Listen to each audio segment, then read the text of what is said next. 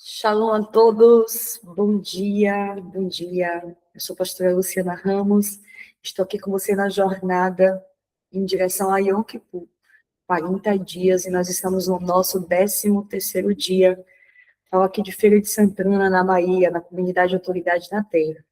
É um prazer poder estar com você nessa jornada, sendo esquadrinhados, sendo conduzidos pelo próprio Espírito Santo de Deus a visitar e a observar lugares da nossa alma que precisam de alinhamento, de ajuste, de arrependimento, de retorno aos princípios da palavra de Deus.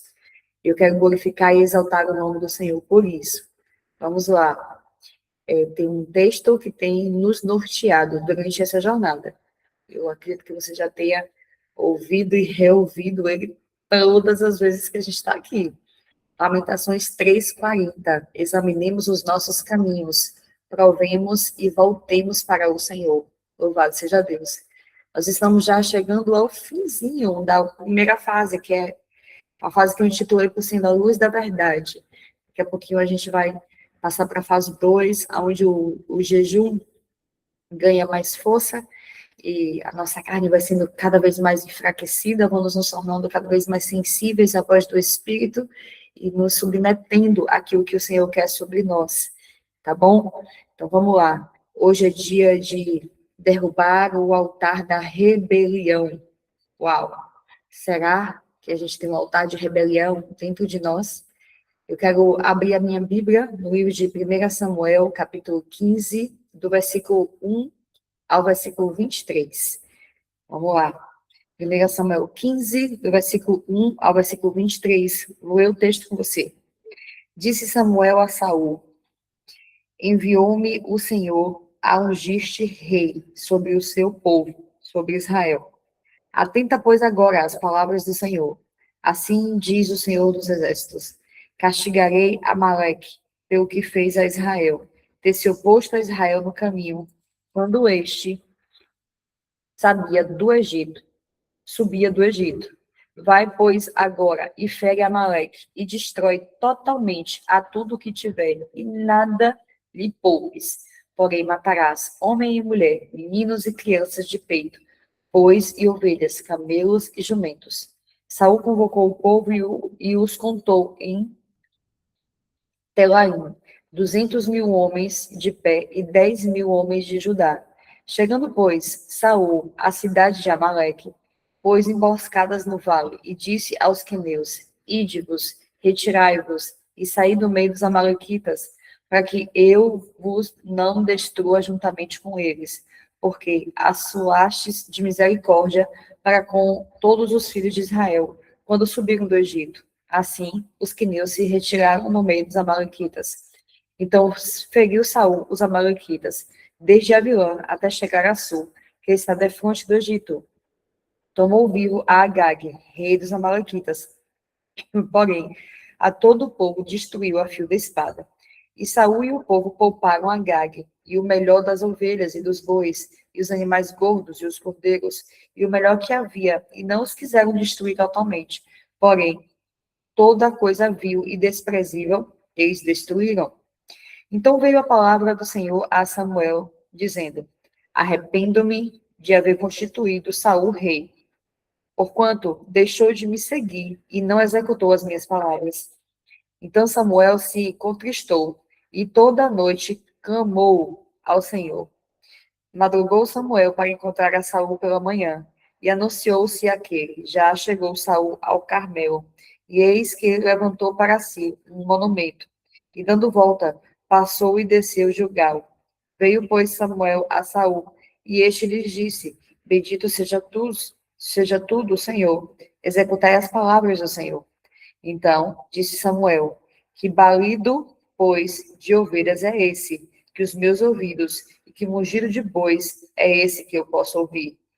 Respondeu Saul: de Amaleque os trouxeram, porque o povo poupou o melhor das ovelhas e dos bois para sacrificar ao Senhor, teu Deus.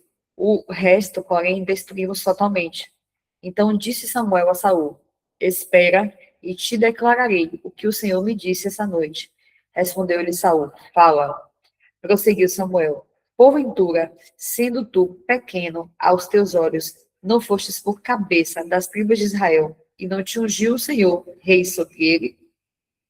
Enviou-te o Senhor a esse caminho e disse: vai e destrói totalmente estes pecadores, os amalequitas, e peleja contra eles até exterminá-los. Por que, pois, não atentastes à voz do Senhor, mas te lançastes ao despojo e fizestes o que era melhor aos teus próprios olhos? Então disse Saul a Samuel: pelo contrário, dê ouvido à voz do Senhor e segui o caminho pelo qual o Senhor me enviou. E trouxe a Agag, rei da Amaleque, e os amalequitas os destruíram totalmente. Mas o povo tomou do despojo ovelhas e bois, o melhor do designado à destruição, para oferecer ao Senhor, teu Deus, em Gilgal. Porém Samuel disse: tem porventura o Senhor tanto prazer em holocaustos e sacrifícios, quanto que obedeça a sua palavra? Eis que obedecer é melhor do que sacrificar, e o atender melhor do que a gordura de carneiros. Porque a rebelião é contra o pecado de feitiçaria, e a obstinação é como idolatria e culto a ídolos do lar. Visto que rejeitaste a palavra do Senhor, ele também te rejeitou a ti, para que não sejas rei. Uau! Nós vamos comentar daqui a pouquinho. E o segundo texto, ele está no livro de Números, capítulo 16, versículo 1 ao versículo 35. Para não me alongar na leitura, eu vou deixar apenas a indicação, para que assim que você termine de ouvir, você possa abrir a sua Bíblia e ler atentamente aquilo que a palavra de Deus traz. Mas eu quero resumir aquilo que está escrito em Números 16, do versículo 1 ao versículo 35. Porque lá, Corã, Datã e Abirão lideram uma rebelião contra Moisés e Arão. Eles reúnem 250 líderes de Israel. Eles questionam a autoridade estabelecida por Deus e acusam Moisés de se colocar acima da comunidade. Moisés declara que o próprio Senhor mostraria quem havia escolhido para servi-lo. Corã e os seus seguidores deveriam apresentar incenso diante de Deus. Datã e Abirão, porém, recusaram-se a comparecer, aumentando as acusações contra Moisés. No dia seguinte, a glória do Senhor se manifesta. Moisés orienta o povo a afastar-se das tendas dos rebeldes. Então a terra se abre e engole Corã, Datã e Abirão, suas famílias e seus bens.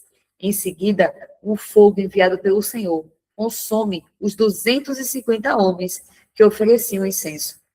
O texto vai nos ensinar que a rebelião não era apenas contra Moisés e contra Arão, mas contra a ordem estabelecida por Deus. Também mostra a gravidade da ambição espiritual, da insubmissão e da tentativa de assumir uma posição para que Deus não havia dado, não havia chamado. E o terceiro texto está para nós em Hebreus 13, versículo 17. Vamos lá, deixa eu abrir minha Bíblia aqui. Hebreus 13, 17. O texto diz assim: sede obedientes aos vossos líderes espirituais e submissos à autoridade que estes exercem, pois eles zelam por vós, como quem deve prestar contas de seus atos, para que ministrem com alegria e não murmurando, porquanto dessa maneira tal ministério não seria proveitoso para vós outros. Uau! Lido ou resumido, né, ou trazido a ideia contida no livro de Números, mas lido os outros textos, eu penso que nós já temos aqui a substância necessária, a palavra de Deus, para hoje sermos esquadrinhadas e derrubar o altar da rebelião, que porventura seja identificado na minha vida e na sua vida. E o texto-chave que nós vamos usar hoje é: porque a rebelião é como o pecado de feitiçaria, e a obstinação é como a idolatria. Esse texto está em 1 Samuel, capítulo 15, versículo 23. Quando nós pensamos em rebelião, é comum que a gente imagine atitudes explícitas de enfrentamento, de desobediência, ou de rejeição à autoridade. No entanto, quando observamos esse tema nas Escrituras, percebemos que a rebelião nem sempre começa com uma atitude exterior. Antes de se manifestar em comportamentos, ela pode se estabelecer silenciosamente no coração.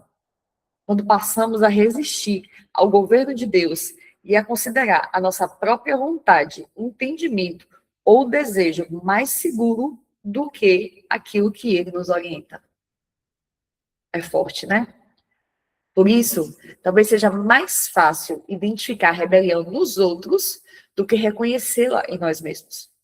Nem sempre nos consideramos rebeldes quando continuamos frequentando a igreja, orando, servindo, mantendo as nossas práticas espirituais. Ainda assim, podemos preservar áreas nas quais já conhecemos a vontade de Deus, mas continuamos negociando a nossa obediência. Nós podemos concordar com o Senhor em muitas coisas e, ao mesmo tempo, manter determinados espaços da vida sob o nosso próprio governo. É justamente nessa questão que aparece de maneira muito clara a história de Saul. Em 1 Samuel, capítulo 15, ele recebe uma ordem e decide cumpri-la apenas parcialmente. Saul não rejeitou tudo aquilo que Deus havia determinado. Não, ele foi para a batalha. Ele venceu os amalequitas e executou parte significativa daquilo que lhe havia ordenado. Entretanto, ele preservou Agag e também aquilo que considerou o melhor entre os animais.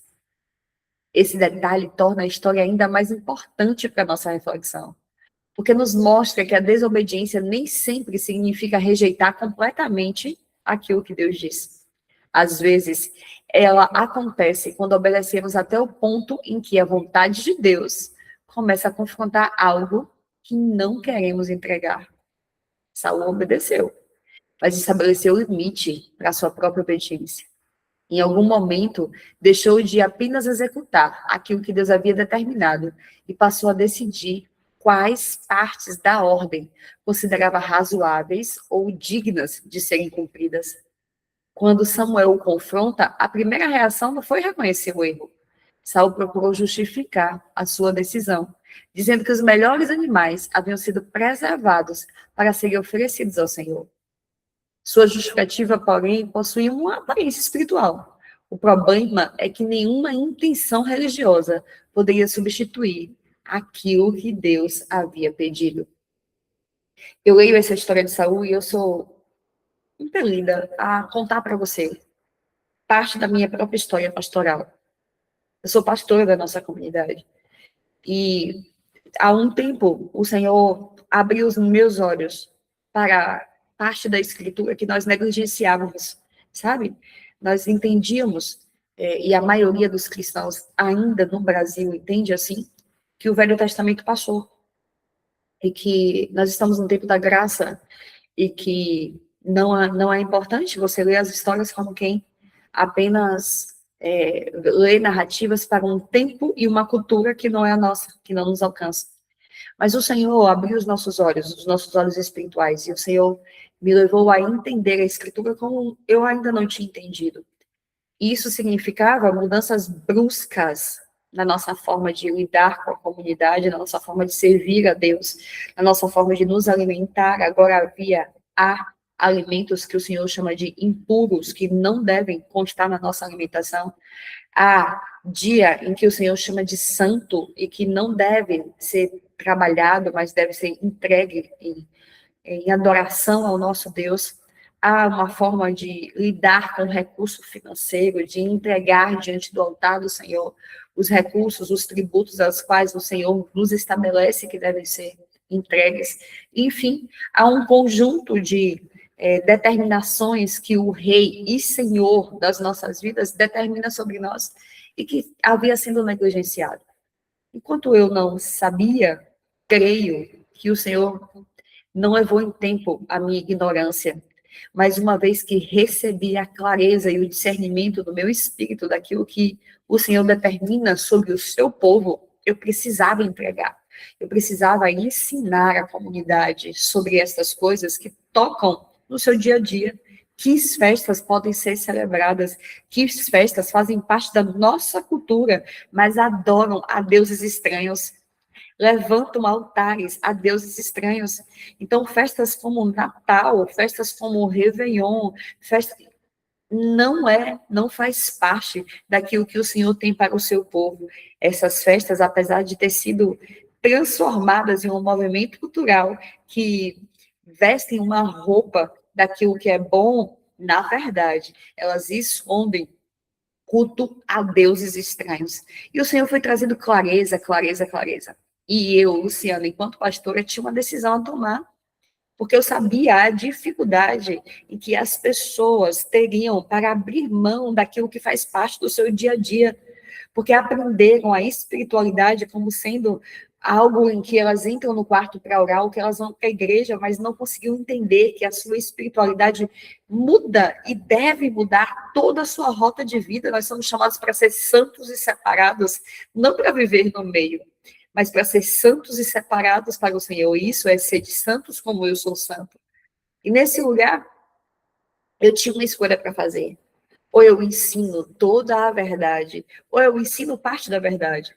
Porque ensinar a cruz, ensinar Jesus crucificado e ressurreto, ensinar a respeito de perdão, ensinar a respeito de conserto, ensinar aquilo que a Bíblia me ensina está certo, mas negligenciar o sábado como sendo o dia santo do Senhor, negligenciar as festas do Senhor, negligenciar o princípio da primícia, do dízimo, das ofertas alçadas, negligenciar a alimentação, é parte daquilo que o Senhor também nos ensina e nos ordena a fazer. E eu tinha a opção de continuar ensinando parte, uma vez que eu já sabia de outras tantas coisas que faz parte do ensino ao Senhor. Sabe, eu fui muito confrontada, e eu me lembro que em meio ao temor de perder irmãos, de pessoas não compreenderem, de, sei lá, de talvez estar fazendo algo que as igrejas ao meu redor ainda não foram despertadas no espírito, ou se foram, decidiram obedecer somente uma parte, eu ser taxada, ou eu ser apontada como alguém que está querendo ser santo demais, que está virando judaizante, que, enfim, as tantas coisas que as pessoas usam, as narrativas que as pessoas usam para se eximir da responsabilidade de cumprir integralmente aquilo que o Senhor ensina e ordena na sua palavra. Nesse lugar, eu me lembro de um dia de conflito, em oração, porque eu precisava tomar essa decisão, o Senhor me falar a respeito de Saul. E é por isso que lembro disso agora e paro essa meditação para falar da minha própria vida com você. Porque o Senhor me disse, assim como Saul, eu te levantei. Você não era nada, você não era ninguém. E eu te levantei para liderar um povo. Obedece na íntegra. Porque assim como Saul, que não obedeceu em tudo aquilo que eu lhe ordenei, mas obedeceu grande parte. Como a gente acaba de ler, ele obedeceu em parte. Ele matou todo o povo, ele destruiu tudo, mas ele deixou o melhor da terra. Ele poupou o rei. E ele foi rejeitado pelo Senhor, porque obedeceu em parte. O Senhor me levava a entender. Eu te chamei pela tua ousadia e coragem de propagar toda a verdade. Se você escolher divulgar apenas parte da verdade, assim como rejeitei a Saul, rejeitarei também a você. Ah, irmãos, essa palavra, como não sei nem te explicar, mas ela acertou meu coração de um jeito que eu passei a ministrar tudo aquilo que está escrito na palavra de Deus, ainda que questionem, ainda que não aceitem, ainda que saiam da igreja, ainda que, porque Saul, com o discurso de que ia oferecer o melhor para o Senhor, desobedeceu ao Senhor.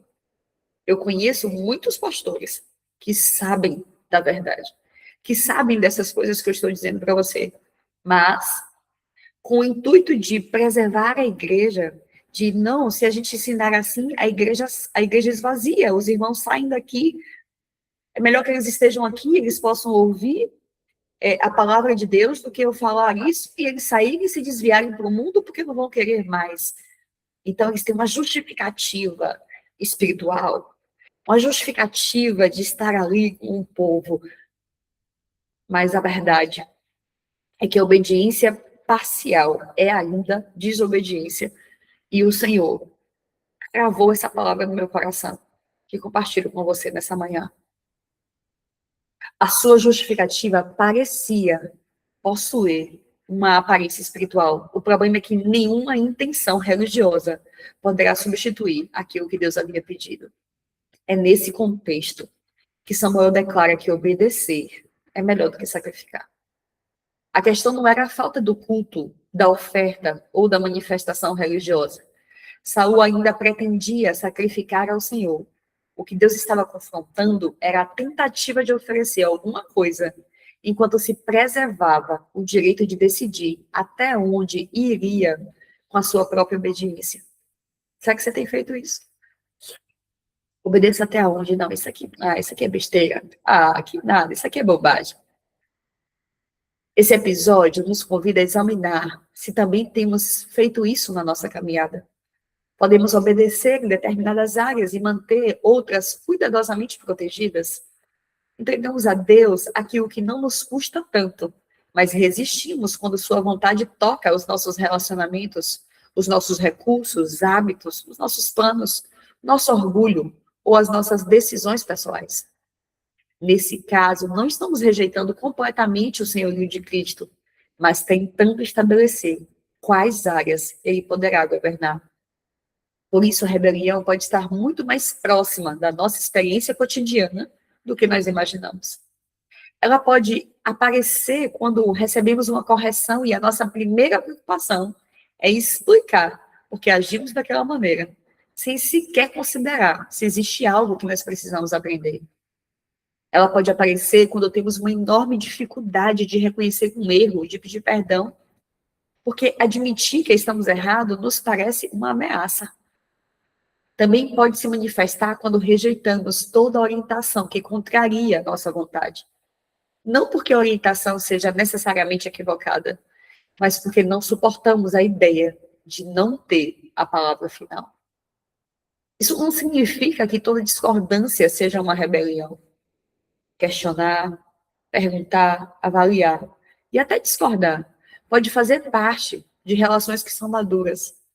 A própria Bíblia nos ensina a examinar todas as coisas e permanecer com aquilo que é bom. O problema começa quando o nosso coração se torna incapaz de considerar que outras pessoas podem enxergar algo que não estamos percebendo, ou quando toda correção é imediatamente interpretada como se fosse um ataque.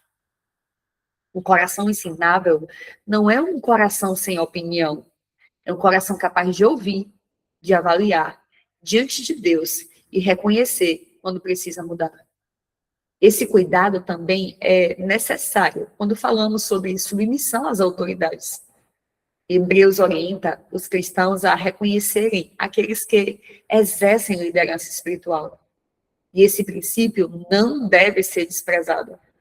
Deus utiliza pessoas, lideranças, relacionamentos para nos ensinar, orientar e até corrigir. Entretanto, nenhuma autoridade humana ocupa o lugar de Deus. E nenhuma submissão bíblica exige que alguém participe do pecado, aceite abuso ou abandone a própria consciência diante da palavra. A submissão cristã nunca deve ser confundida com anulação pessoal. Quando Pedro e os apóstolos foram pressionados pelas autoridades a deixar de anunciar Jesus, responderam que era necessário obedecer a Deus antes que os homens. Isso estabelece um limite importante.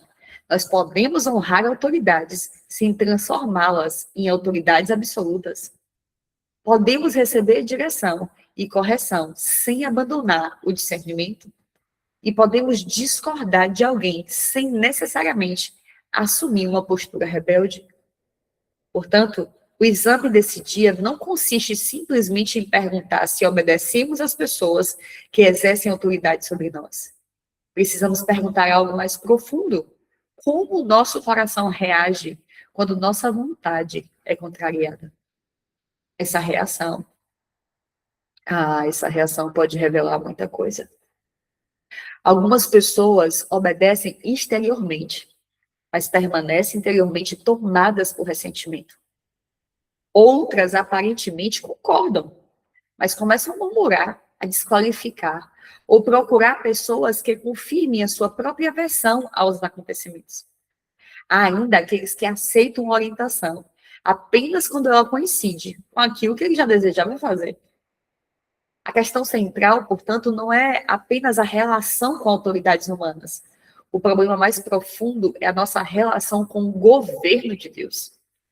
A afirmação de Samuel de que a rebelião é um pecado de feitiçaria precisa ser compreendida dentro desse contexto. Não se trata de afirmar que qualquer discordância ou dificuldade em obedecer seja literalmente uma prática de feitiçaria. Samuel está mostrando a gravidade de um coração que conhece a Deus e ainda assim insiste em estabelecer a própria vontade como autoridade final. No caso de Saul, a obstinação não estava apenas no fato de ter cometido um erro, mas na resistência de reconhecê-lo.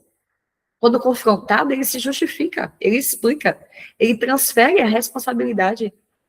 Esse padrão também merece a nossa atenção, porque é uma das evidências da maturidade espiritual, é justamente a capacidade de reconhecer quando nós erramos, sem precisar construir imediatamente uma defesa sobre nós mesmos. Isso não é fácil. Nossa tendência natural é proteger a nossa imagem, explicar as nossas motivações e mostrar porque as nossas atitudes faziam sentido. Entretanto, existem momentos em que o crescimento começa quando conseguimos simplesmente admitir diante de Deus e das pessoas que nós erramos. Durante essa jornada de preparação para Yom Kippur, nós estamos sendo chamados justamente a esse lugar da verdade. Não estamos procurando justificativas para aquilo que nós encontramos em nós. Nós estamos permitindo que o Espírito Santo examine as nossas motivações e revele aonde tem resistência. Talvez haja uma área em que Deus vem tratando conosco há algum tempo, mas continuamos procurando argumento para não mudar. Talvez exista uma correção que rejeitamos simplesmente porque não gostamos da maneira como ela foi recebida. Talvez nós estejamos atribuindo a um problema de autoridade aquilo que, no fundo, é a nossa dificuldade de sermos contrariados. Também é possível que a nossa resistência esteja diretamente relacionada à própria Escritura. Conhecemos aquilo que a palavra ensina sobre perdão, sobre reconciliação, santidade, generosidade, domínio próprio ou verdade. Mas encontramos maneira de explicar porque, em nosso caso, a situação tem que ser diferente. É justamente aí que a experiência de Saul se torna tão atual. Podemos utilizar recursos aparentemente razoáveis para preservar aquilo que Deus já nos pediu para entregar. Em contraste com Saul, encontramos em Jesus a expressão perfeita de uma vida submetida ao Pai. No Getsêmani, diante da proximidade da cruz, Jesus não esconde a sua angústia. Ele apresenta ao Pai aquilo que estava sentindo e expressa o seu desejo com sinceridade. E essa sua submissão não consistiu em fingir que não havia conflito ou sofrimento, mas em colocar a sua vontade diante do Pai e escolher permanecer obediente. Quando Jesus ora para que não seja feita a sua vontade, mas a vontade do Pai, ele nos mostra que submissão não significa ausência de sentimentos, de desejos ou de perguntas. Não é isso. Nós podemos desejar algo diferente. Podemos atravessar conflitos interiores. Podemos falar honestamente com Deus sobre aquilo que gostaríamos que acontecesse. O ponto decisivo está em quem vai ter a palavra final. É esse o lugar que nós precisamos chegar. Talvez maturidade espiritual não seja nunca experimentar resistência, mas aprender o que fazer quando ela aparece. Em vez de alimentar justificativas, podemos levar a nossa resistência a Deus e permitir que Ele trate os nossos corações. Em vez de esconder nossas dificuldades atrás de uma aparência espiritual, podemos admitir que existem áreas nas quais obedecer ainda nos custa. Ao chegarmos ao 13º dia dessa jornada, o convite é para que examinemos não somente as nossas atitudes, mas a disposição interior com que respondemos ao governo de Deus.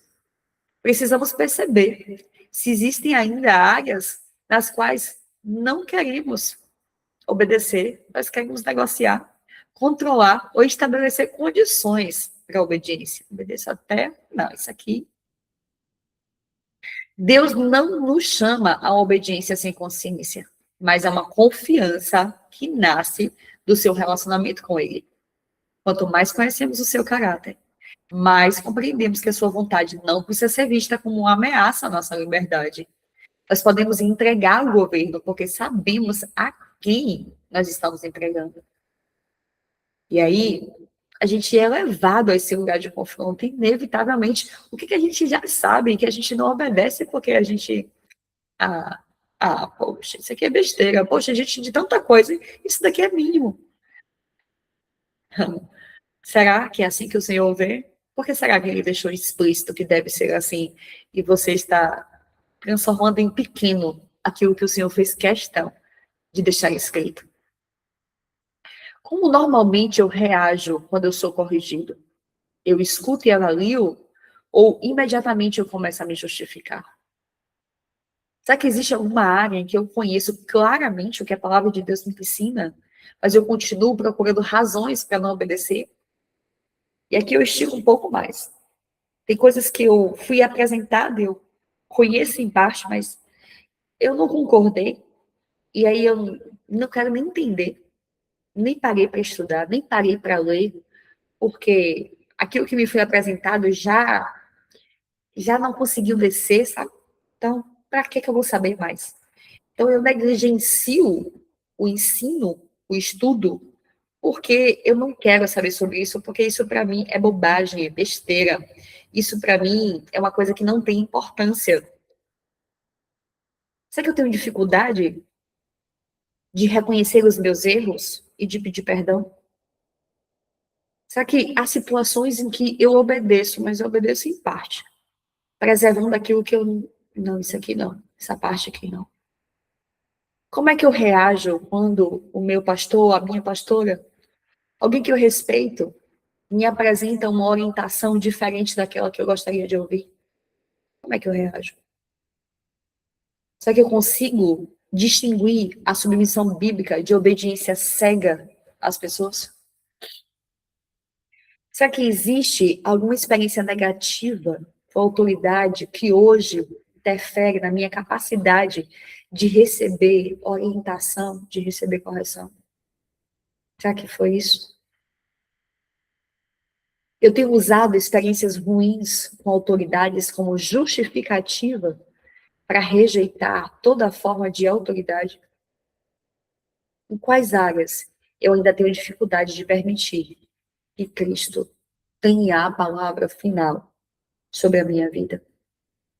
Nós vamos fazer a oração de renúncia do altar da rebelião. Eu creio que essas perguntas, esses questionamentos já esquadrinham o seu coração. E eu creio que na ação do Espírito que tem te conduzido até aqui, que certamente já trouxe luz sobre os lugares onde você tem se rebelado. Repete comigo essa oração. Pai, eu me arrependo por todas as vezes em que conheci tua vontade, mas insisti em seguir os meus próprios caminhos. Perdoa-me pela resistência, pela obstinação e pelas vezes em que procurei justificar aquilo que deveria simplesmente reconhecer e entregar. Arrependo-me também pela dificuldade de receber correção, pelas vezes em que precisei ter a última palavra e por toda obediência parcial, através da qual preservei aquilo que não desejava colocar sob o teu governo. Renuncio à rebelião, à independência e toda postura interior que coloca a minha própria vontade acima da tua. Peço que me ensines a reconhecer e honrar as autoridades que colocastes em minha caminhada, sem abrir mão do discernimento e da fidelidade à tua palavra. Forma em mim um coração humilde e ensinável, capaz de reconhecer erros, receber correção e mudar quando necessário.